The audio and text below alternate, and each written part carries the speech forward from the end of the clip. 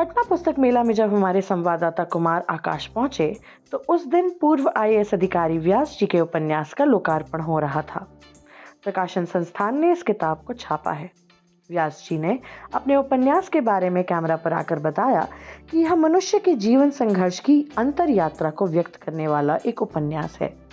अपने उपन्यास के बारे में व्यास जी कह रहे थे कि मनुष्य के अंदर भी एक यात्रा चलती रहती है और यह यात्रा सत्य और असत्य की यात्रा होती है। कभी सत्य का पलड़ा भारी होता है और कभी असत्य की जीत होती है। प्रकाशन संस्थान की दूसरी किताब का भी इसी मौके पर लोकार्पण किया गया। यह रूसी लेखक की यात्रा वृतांत है। व्यास जी इस उपन्यास की यात्रा का अपना विश्लेषण विमर्श न्यूज के लिए दे रहे हैं। सुनिए व्यास जी को। नमस्कार, आप देख रहे हैं विमर्श न्यूज। मैं हूं आकाश आपके साथ। जैसा कि आप देख रहे होंगे, अभी हम पुस्तक मेला में मौजूद हैं और भृगु मंच में एक किताब का लोकार्पण हुआ जिनका नाम है व्यास जी। व्यास जी की किताब का लोकार्पण हुआ। आप किताब को यहाँ देख सकते हैं और किताब के बारे में अभी इनसे बात करेंगे। इनकी किताब का नाम है अंतर यात्रा। अंतर यात्रा किताब के बारे में जानकारी लेंगे और इनसे मुखातिब होंगे। आपका स्वागत है विमर्श न्यूज में। धन्यवाद सर, ये अंतर यात्रा किताब जो आपने लिखी है, इसके पीछे क्या तात्पर्य है, कैसे सोच बनी? एक उपन्यास है और यह उपन्यास मूलतः जो हमारे अंदर कुछ चीज़ें दिखती नहीं हैं, लेकिन हम सबके अंदर एक अंतर यात्रा होती रहती है और जो सबको दिखाई नहीं पड़ती, और वो अंतर यात्रा हमारे अंतर्द्वंद्वों की भी कथा कहती है। जब मैं अंतर्द्वंद्व कहता हूँ तो हमारे अंदर अच्छाई भी है, बुराई भी है, दोनों तरह की भावनाएं रहती हैं। इसको मैं सत्य और असत कहता हूँ, इसको मैं शिव और अशिव कहता हूँ, इसको मैं सुंदर असुंदर कहता हूँ। इनके बीच निरंतर संघर्ष भी होता रहता है और कई बार हमारा जो शिव है वह भारी पड़ जाता है, कई बार सत्य भारी पड़ जाता है, कई बार सुंदर भारी पड़ जाता है, लेकिन कई बार इसके विपरीत जो हमारे अंदर विचार हैं, हमारे अंदर जो प्रवृत्तियां हैं, वे भारी पड़ जाती हैं। लेकिन इनके बीच निरंतर संघर्ष की स्थिति होती है और मेरा मानना है कि अंततोगत्वा जो मनुष्य है उसमें संभावनाएं हैं कि उसका शिव ही विजयी होगा, उसका सत्य ही विजयी होगा, उसका सुंदर ही विजयी होगा। और इसी थीम को लेकर के कथा बुनी गई है। कथा के जो पात्र हैं, मूलतः दो पात्र हैं। एक पात्र बिहार के मिथिला से हैं और दूसरे पात्र छोटा नागपुर से हैं। जो बिहार जब एक था तो छोटा नागपुर जो पठारी भाग है, जो आज की तारीख में झारखंड बन गया है, उसमें संताल परगना भी जुड़ गया है। तो कोयलांचल के यानी दामोदर नदी के, कमला नदी है मिथिला में और एक दामोदर नदी है साउथ में। ये दोनों के पृष्ठभूमि से, दोनों के भौगोलिक पृष्ठभूमि से, सामाजिक पृष्ठभूमि से, संघर्षशील पृष्ठभूमि से दो पात्र निकल करके इलाहाबाद विश्वविद्यालय पहुंचते हैं। जैसे संगम होता है, गंगा जमुना का संगम होता है, वहाँ पहुंचते हैं। उनमें दोस्ती होती है, मित्रता होती है, बड़े भाई छोटे भाई का संबंध उनके अंदर होता है। लेकिन फिर धीरे धीरे परिस्थितियां ऐसी बनती हैं कि जो अंतर्द्वंद उनके बीच में मचता है, उस अंतर्द्वंद को लेकर के कुछ समस्याएं पैदा होती है, कुछ संकट खड़ा होता है, जो बाद में फिर उसका समाधान हो जाता है और वो रियलाइज करते हैं, महसूस करते हैं कि हमने जो असत्य को सत्य पर हावी होने दिया था वो गलत था। आपने ये इस किताब को लिखने में आपको कितनी कठिनाइयां हैं और कितनी अवधि लगी? पूरे कार्यकाल कितना टाइम लगा? मोटे तौर पे ये किताब मैंने 2022 में मेरी दूसरा उपन्यास आया था, उसके बाद से शुरू किया था। उसका नाम? और उसका नाम कौन तार से बिनी चदरिया उसका नाम है, जो कबीर का एक मशहूर दोहा है। उसी दोहे से मैंने वो शब्द लिया था कि वो नक्सल आंदोलन के पृष्ठभूमि में था और ये बिल्कुल अलग तरह के पृष्ठभूमि में है। 2 साल का समय लगा था मोटे तौर पर। प्रशासनिक सेवा से आते हुए उसके बाद लेखक बनने के बीच का जो समय लगा, इसमें क्या कुछ कठिनाइयां आई आपको? नहीं, मैं प्रशासनिक सेवा में रहते हुए ही मैं लिखना मैंने शुरू किया था। मेरी पहली किताब शिक्षा पर थी, जिसका नाम मैंने रखा था गहरे पानी पैक्ट। दूसरी किताब 1992 में जो बाबरी मस्जिद का ध्वंस किया था अयोध्या में दक्षिणपंथियों ने, उसकी पृष्ठभूमि में वो किताब लिखी गई थी, क्योंकि उस समय मैं धनबाद का डिप्टी कमिश्नर था और धनबाद में उसको लेकर के बहुत सारी समस्याएं पैदा हुई थी। तो जैसा कि व्यास जी का कहना है, जो कि इस किताब के लेखक हैं, अंतर यात्रा, ये अंतर यात्रा के बारे में है। दिमाग की अंतर यात्रा, हर चीज की अंतर यात्रा और शिव सत्यम शिवम सुंदरम के एक तरह से थीम को लेकर इस किताब को लिखा गया है।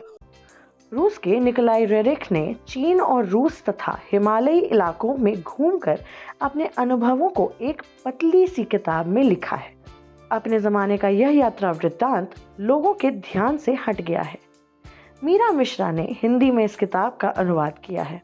यह यात्रा खच्चरों और अन्य माध्यमों का इस्तेमाल कर पूरे काफिले के साथ कर रहे थे। निकोलाई ने अपने लश्कर के साथ और पूरे परिवार के साथ यात्रा की थी। शांति की तलाश में हिमालय पहुंच गए थे। सिक्किम तक पहुंचकर उनकी इस यात्रा को रोक दिया गया था। सिक्किम में उन्हें 4 महीने का पड़ाव डालना पड़ा था। अंग्रेजी में इसका प्रकाशन हार्ट ऑफ एशिया नाम से हुआ था। निकोलाई रेरिख के अपने अनुभव का मुख्य तथ्य यह है कि हिमालय ही ऐसी जगह है जहां शांति है। मीरा मिश्रा इस बारे में बात कर रही हैं। सुनिए मीरा मिश्रा को।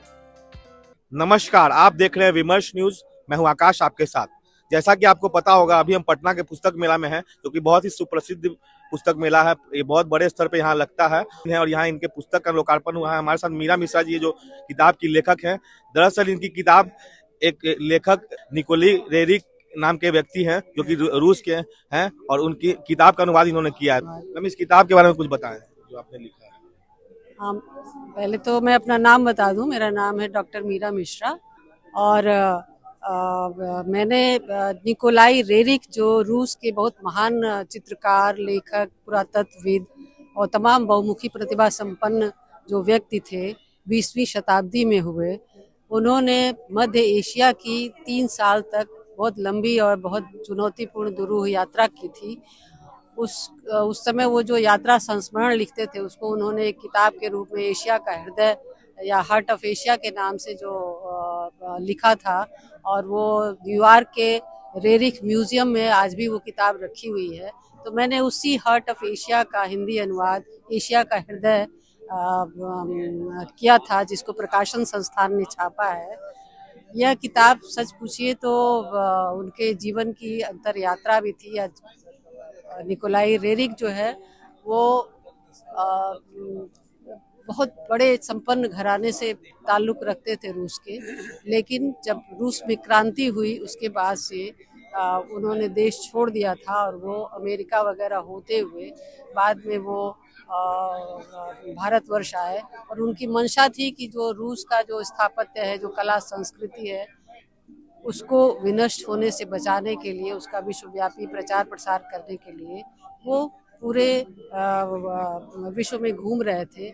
लेकिन वो एक ऐसी जगह की तलाश में थे जहाँ जो शांति के लिए प्रसिद्ध हो, जहाँ पे इस तरह के अच्छे लोग बसते हों। उसको उन्होंने शांभल या शंभाला का नाम दिया था। और उसी शंभाला की खोज में उन्होंने अपने पूरे परिवार के साथ और बहुत लंबे चौड़े कारवां के साथ मंगोलिया के पठार से लेकर के तिब्बत, चीन और यहाँ हिंदुस्तान में श्रीनगर, लेह, सिक्किम से उनकी यात्रा शुरू हुई और बाद में फिर ये सब होते हुए तिब्बत वगैरह होते हुए वो फिर सिक्किम में ही जाके उनकी यात्रा ख़त्म हुई थी। तो उस तरह की यात्रा की थी। उनका मानना था कि हिमालय ही वह स्थान है जहाँ पर शांभल हो सकता है। जहाँ जहाँ से भी गुजरते वहाँ वहाँ की संस्कृति, वहाँ की जनश्रुतियों, वहाँ के परंपराओं, धार्मिक विश्वासों को कलमबद्ध करते चलते थे और डेली डायरी लिखते थे और यात्रा संस्मरण लिखते थे। उसी को बाद में उन्होंने सहेज करके एक पुस्तक के रूप में आकार दिया था और यह पहली बार अंग्रेजी से हिंदी में मैंने इसका अनुवाद।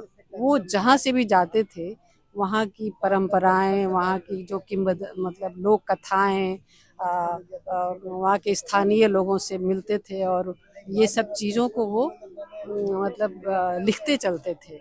और उन्होंने जगह जगह की उस समय जो स्थापत्य था, मतलब जगह जगह की जो प्रागैतिहासिक या ऐतिहासिक धरोहरें थी, बुद्ध के अवशेष थे, तमाम चीज़ों को उन्होंने कलमबद्ध किया। और यह तो एक ट्रैवलॉग था। वो बैठ कर के पूरे हिमालय का उन्होंने पेंटिंग बनाया और उनकी पेंटिंग इतनी मशहूर है, पेंटिंग्स हैं जो कई जगह रखी हुई हैं। और इसके अलावा वो भारत और रूस के बीच मैत्री के लिए भी विश्वविख्यात थे। उनके 2 बेटे थे, जिसमें उनके छोटे बेटे ने उस समय की मशहूर हीरोइन थी देविका रानी, उनसे शादी किया था स्वेतिस्लाव ने।